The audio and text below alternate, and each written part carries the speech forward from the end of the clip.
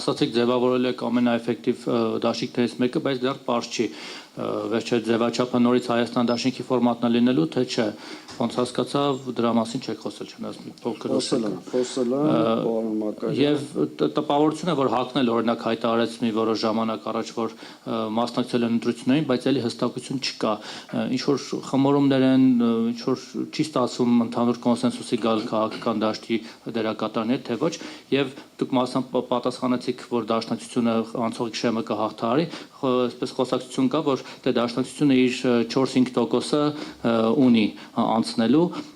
Հիմա դուք դաշինքով եք մտածում, թե անհատապես մասնակցելով թեկուզ փոքր տոկոսներ, բայց անցողիկ շեմը հաղթահարելով եք մտածում ավելի արդյունավետ կլինի, որ հետո գոնե միանաք իրար կոալիցիա կազմեք։ Ու մեկ էլ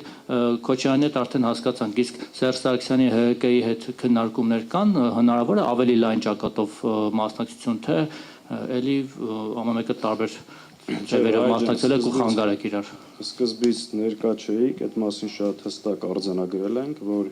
մասնակցում ենք ընտրություններին, նախապատվությունը տալիս ենք դաշինքային ձևաչափին։ Եվ արժևորելով Հայաստան դաշինքի գործունեությունը, բնականաբար առաջիկ քննարկումները ունենալու ենք դաշինքի մեր գործընկերների հետ։ Ինչի, այսինքն ինչ եք կարծում, դաշինքը ձևավորվում է երկու կողմերի քննարկումների եւ համատեղ հայտարարության արդյունքում։ Այսինքն մենք ժողով ենք արել, որոշել ենք մասնակցել դաշինքային ձևաչափով եւ ստացել ենք ժողովից լիազորություններ, բանակցություններ վարելու ձևաչափը վերջնական որոշելու համար։ Հիմա այդ քննարկումների արդյունքում ես չեմ կարծում, որ դժվարություններ կամ մեծ անակնկալներ կլինի։ Մենք տեսնում ենք այդ հնարավորությունը, որ դաշինքի այսօրվա դաշինքի հիման վրա կձևավորենք նոր, ավելի ազդեցիկ, ավելի հավակնոտ դաշինք։ Նախնական բնականաբար երկուստեք ցանկություն կա, բայց մենք որևէ բանակցություն մինչև հիմա այս ուղղությամբ չենք վարել, որովհետև գոյություն ունի ընթացակարգեր։ Այսինքն կուսակցությունը պետք է ունենար այդ որոշումը, որպեսզի կարողանանք այդ ուղղությամբ բանակցություններ վարել։ Ես հստակ եմ ասում, մենք առաջինը խոսենք մեր գործընկերների հետ, կունենանք որոշակի համաձայնություններ, դրանից հետո ընդլայնման եւ մյուս հնարավորությունները կքննարկենք։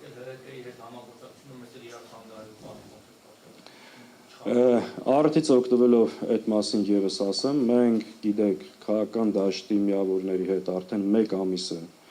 մի շարք կարևորագույն հարցերի շուրջ դաշնակցությունը իրականացնում է խորհրդակցություններ եւ քննարկումներ։ Հիմնականում 5 կետի շուրջ են տեղ ունենում այդ քննարկումները, որոնցից մեկը, այո, միմյանց չթիրախավորելու եւ սլակները գլխավոր թիրախի ուղղությամբ ուղղելն է եւ անկախ նրանից, ստեղ էլ որ հստակ լինի էլի մեր դիրքորոշումը, անկախ նրանից ընդդիմադիր քաղաքական ուժերը ինչ ֆորմատով եւ ինչ ձևաչափով կմասնակցեն այս ընտրություններին, գոյություն ունեն օրակարգային եւ կարեւոր առաջնային հարցեր, որոնց շուրջ համագործակցելը կենսական անհրաժեշտություն է։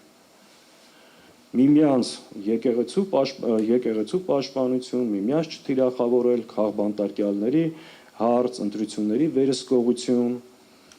Օրինակ մեր կարծիքով ընդդիմադիր բոլոր միավորները առնվազն մի քանի հարցի շուրջ նախորդ հայտարարություն պետք է անան, որ որևէ կերպ, որևէ պարագայում չեն համագործակցելու այս իշխանությունների հետ եւ մի շարք հարցերի շուրջ պատրաստ են միմյանց հետ համագործակցելու։ Պարոն Սաղաթելյան, Եվ այդ բանակցությունները շարունակվում են, դրանք նախընտրական բանակցություններ չեն, այլ ընդդիմադիր դաշտում դիմադրության մեխանիզմներ ձևավորելու եւ այս բռնաճնշումներին դիմագրավելու համար։